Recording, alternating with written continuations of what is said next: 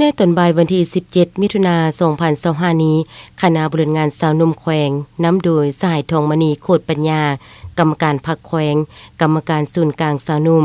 เลขาคณะบริหารงานสาวนุ่มแขวงบุรีคำไซพร้อมด้วยผู้แทนสมบูรณ์จากคณะบริหารงานสาวนุ่มเมือง7เมืองเลขาฮักฐานหน่วยฮักฐานแผนกการกรมกงองค์การจัดตั้งอ้อมข้างแขวงได้พร้อมกันเข้าวางกระตาดอกไม้อยู่สถานที่สำคัญต่างๆของแขวงซึ่งในนี้ได้เข้าวางกระตาดอกไม้อยู่อนุสาวรีย์ท่านศรีสมพรลวันไซ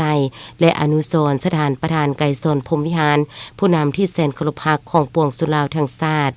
จุดประสงค์ในการเข้าวางกระตาดอกไม้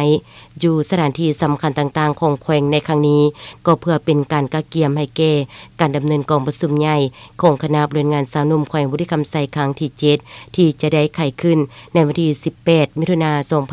2025เป็นเวลา1วันเต็มให้เป็นกระบวนการฝึกฟื้นและมีผลสำเร็จลุล่วงตามคาดหมายที่วางไว้นอกจากนี้ก็เพื่อเป็นการแสดงถึงความเคารพรักความกตัญญูรู้บุญคุณงามความดีน้ำใจต่อสู้อย่างประทานและบ่ยอมจำนวนของนักรบปฏิวัติในเมื่อก่อนที่ได้เสียสละชีวิตเลือดเนื้อเหื่อแห้งเพื่อภารกิจปฏิวัติศาสตร์อย่างองอาจกล้าหาญภายใต้การชี้นำพาของภาคประชาชนปฏิวัติลาวจนสามารถยัดได้ชัยชนะอย่างใหญ่หลวงพร้อมทั้งสถาปนาสาธารณรัฐประชาธิปไตยประชาชนลาวขึ้นอย่างสง่าผ่าเผยในวันที่2ธันวาคม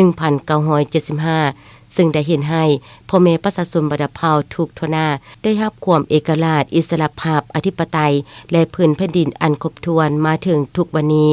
ภายหลังคณะบริหารงานสาวนุ่มแขวงได้เข้าวางกระตาดอกไม้อยู่สถานที่สำคัญต่างๆของแขวงสำเร็จเป็นที่เรียบร้อยคณะดังกล่าวยังได้สืบต่อเข้าร่วมประชุมอยู่ที่ห้องว่าการแขวงเพื่อฟังการขึ้นผ่านระเบียบการต่างๆในวาระดำเนินกองประชุมเพื่อสร้างความเป็นเอกภาพแก่ผู้แทนสมบูรณ์พร้อมกันจะตั้งปฏิบัติแนเซนให้การดำเนินกองประชุมใหญ่ของคณะบริหารงานสาวนุ่มแขวงครั้งที่7ได้ดำเนินไปด้วยผลสำเร็จอย่างจบงาม